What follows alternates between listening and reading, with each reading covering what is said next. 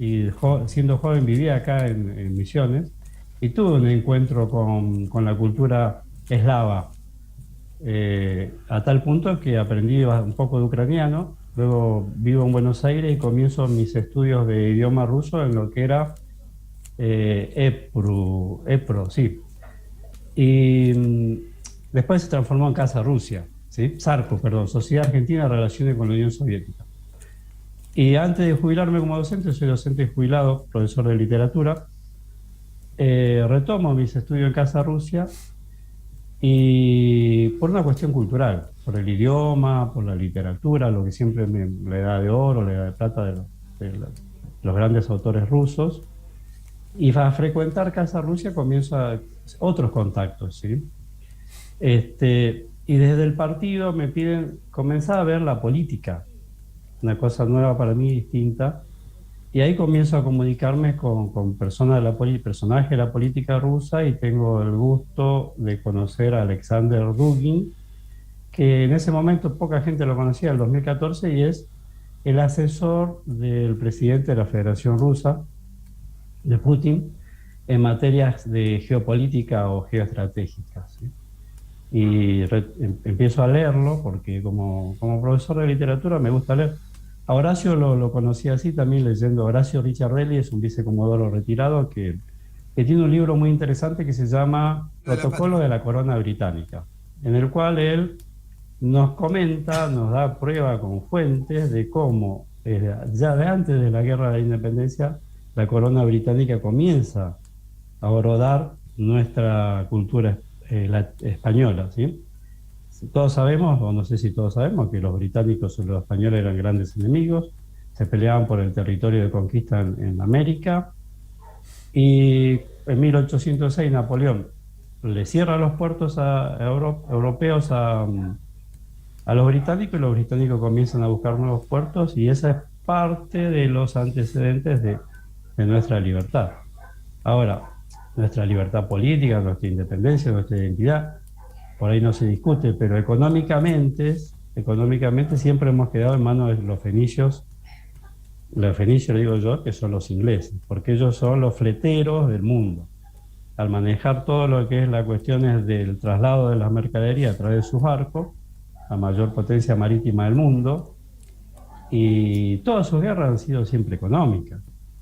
Todo su aparato político, su aparato comunicacional, su aparato militar, siempre ha estado en función de intereses económicos.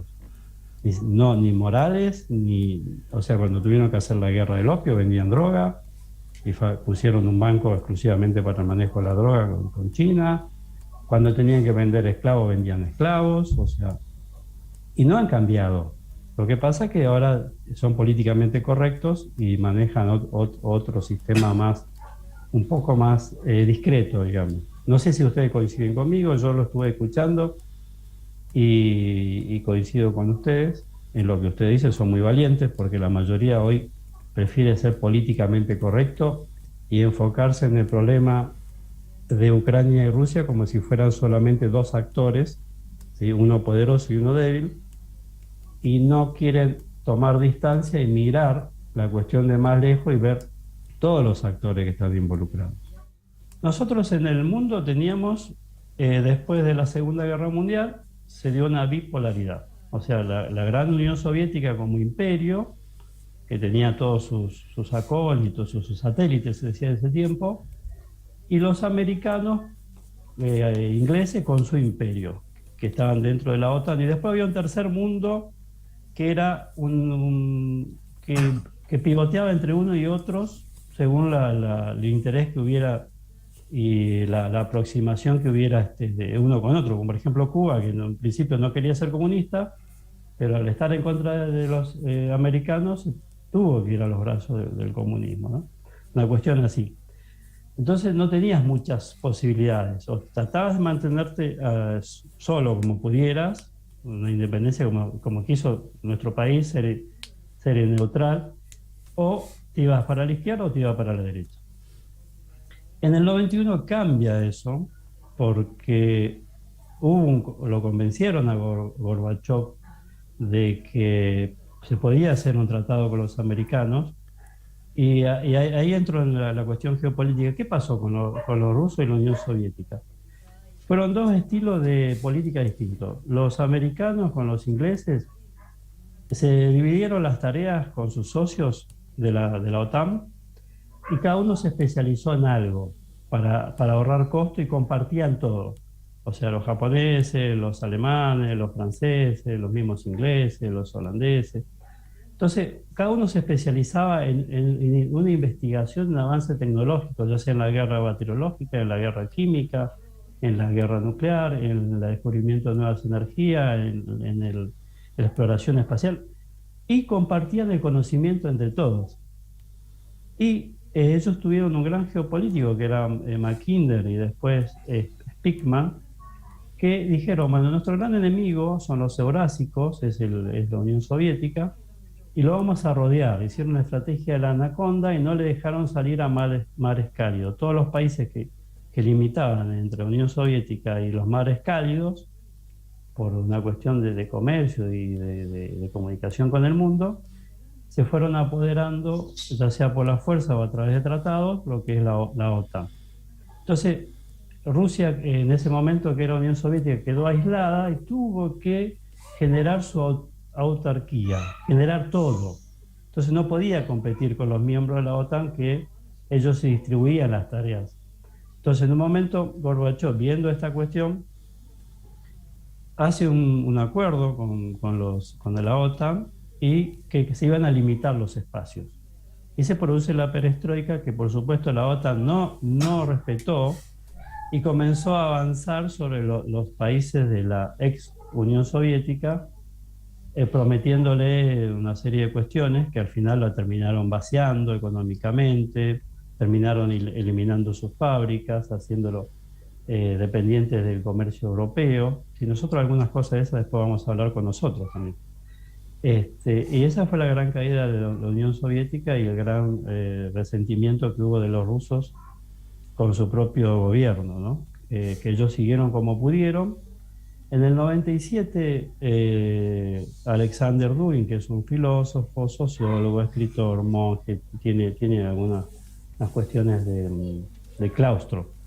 Pero él escribe, participaba primero como un comunista y después cambia su manera de ver, participaba en un partido comunista y después pasa al partido que lleva a Putin al gobierno. Y él en el 97 escribe los fundamentos de la geopolítica y hace un análisis de su país.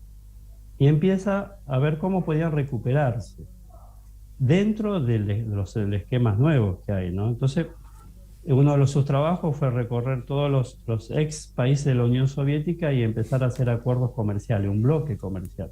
Y luego un bloque de defensa, del estilo del que había el Pacto de Varsovia. Por supuesto, esto siempre fue, el enemigo fue la OTAN y bueno, se produce la toma de Georgia, se produce la toma de Chechenia, ¿sí? Por parte de la OTAN y la URSS, o lo que pasó a ser la Federación Rusa, la heredera de la Unión Soviética, limitada en su espacio geográfico, comienza una guerra de recuperación. Por eso tuvieron dos guerras chechenas, tuvieron una guerra con Georgia, porque no se explica un país tan grande como la Federación Rusa con un país tan pequeño como Georgia. Pero bueno, es una cuestión geopolítica, te estaban tomando el patio trasero, digamos, o tu zona sensible, ¿no? Entonces no es nuevo, Ucrania no es un tema nuevo, es un problema que queda del acuerdo que hizo Gorbachev en ese momento, creo que era George Bush, de tirar el telón de acero, de hacer un gobierno unipolar, pero con acuerdos para la convivencia, porque la Unión Soviética estaba acogotada y no podía más, lo que no respetaron, porque dentro de Estados Unidos hay varias líneas. Una decía, hagamos un acuerdo con los rusos, mantengámoslo dentro de su límite, y otro decía, no, exterminémoslo porque estos se van a volver a recuperar y vamos a volver a tener un problema. Bien, ¿qué es lo que sucedió? En el 99, y acá entra un tercer actor, dos coroneles chinos, uno se llama Xi Liang y el otro no me acuerdo, porque son nombres muy difíciles para mí, los chinos, escriben una tesis en la escuela de guerra que se llamaba La guerra irrestricta, se llama, perdón, y en el cual ellos tienen una nueva concepción de la guerra. Si nosotros tomamos a un autor alemán, Clausewitz, y ellos toman a Sun Tzu. Entonces ellos dicen, les resumo esta tesis, que la adopta el gobierno chino en su libro blanco, que es el libro que ellos tienen para la defensa de la nación y para sus metas geopolíticas, y dice que la guerra se produce en todos los ámbitos, en todos los niveles: financiero, económico, industrial, comunicacional, cultural, y por último, como uno más, toma lo que son las Fuerzas Armadas. Porque hoy un ingeniero químico, un ingeniero bacteriológico, un ingeniero en redes, puede estar participando de la guerra, en una guerra de redes, sin tener un grado militar, una preparación militar. Pero si es un recurso que los chinos tienen a mano, lo van a usar y lo usan.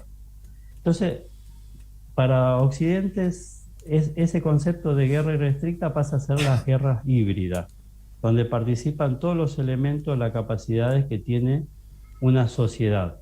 Y hoy estamos viendo un ejemplo de esa guerra. Entonces, resumiendo, teníamos una bipolaridad, pasamos a una unipolaridad, y hoy vemos el resurgimiento de algunas potencias que habían caído, como son la Federación Rusa, China, como es la alianza del BRIC, que entra India, Brasil, pero ya no como se consideraba las alianzas, por ahí una alianza militar como la OTAN, sino como una alianza de integración.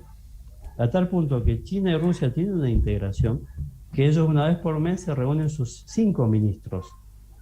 El ministro de Defensa, el ministro de Industria, el ministro de Economía, con toda la cuestión comercial, y el ministro de Cultura, y hay otro ministro que no recuerdo en este momento, que acuerdan pautas del Estado juntos. Miren el grado de integración que tienen, que ya están actuando como si fuera un solo país. Mackinder habla de la gran isla, del centro de la Tierra, el eje de la Tierra, toma a los países como islas y dice que el corazón de cada país está en su centro, en su nomos, en su etnia, en el gran conjunto civilizatorio, ¿no?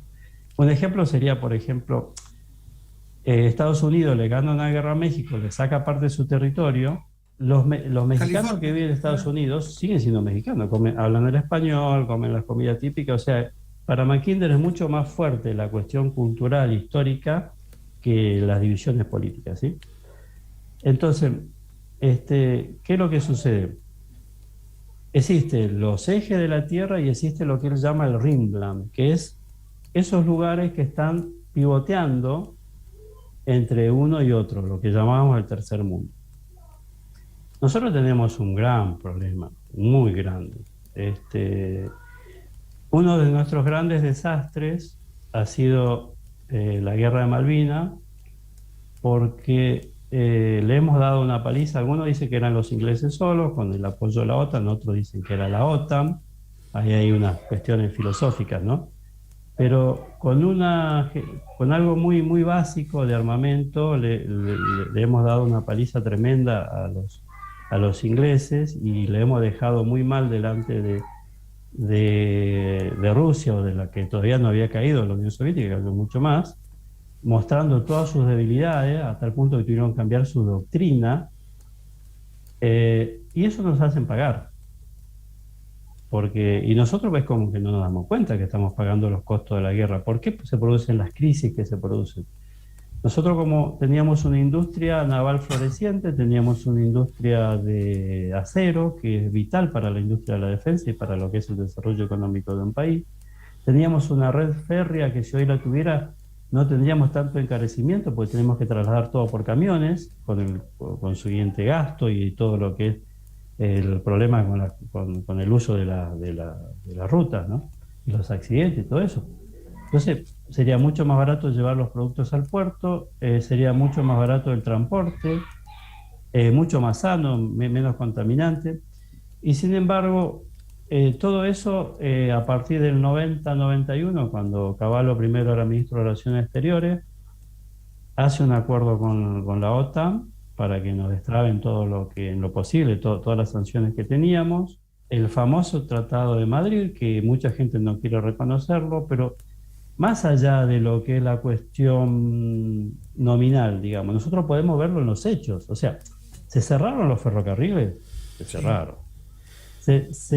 Nosotros teníamos un avance tecnológico con el misil Cóndor porque, bueno, podía ser usado como arma, pero era un vector como para poner satélites, podido poner nuestro propio satélite, en ese momento era de avanzada. Lo hicieron destruir y abrir un pozo y meterlo bajo tierra. Y se llevaron los planos, que después lo usaron los indios y no sé qué otros países. O sea, este, fue el Tratado de Versalles argentino. Nuestros problemas económicos, el cierre de nuestra industria, la cuestión de que pasamos a vender materias primas sin valor agregado, eh, la gran desocupación que hay en el país, o sea, es producto de esos tratados. Nosotros hemos entregado, por un lado, todo lo que es la industria, la tecnología. Por otro lado, nuestra hipótesis de conflicto nos hicieron sacar el ejército de la Patagonia y dejar la Patagonia totalmente. Si nosotros queremos hacer como argentino, ¿no? Una maniobra de algún ejercicio en el sur, tenemos que avisarle a los ingleses, por un acuerdo que hay. Y luego la entrega de la minería, o sea, se entrega todo lo que es un espacio minero, similar a Chile, pero dentro del territorio argentino, para una explotación sin costo. El oro, el uranio, las tierras raras, el litio, lo que hay. Y eso no solo lo explota Inglaterra, sino que los convida a los amigos de la OTAN. Entonces están los españoles, los alemanes, los italianos, todos vienen y se reparten. Un ejemplo, por ejemplo, España cuando agarra Aerolínea, era una de las aerolíneas de bandera mejores del mundo, y la vacían, se llevan todo para Iberia, nos dejan toda la chatarra y se llevan los mejores aviones y los mejores pilotos. Entonces, la realidad se ve, por más que digan, no existe un tratado, pero de hecho los hechos sucedieron.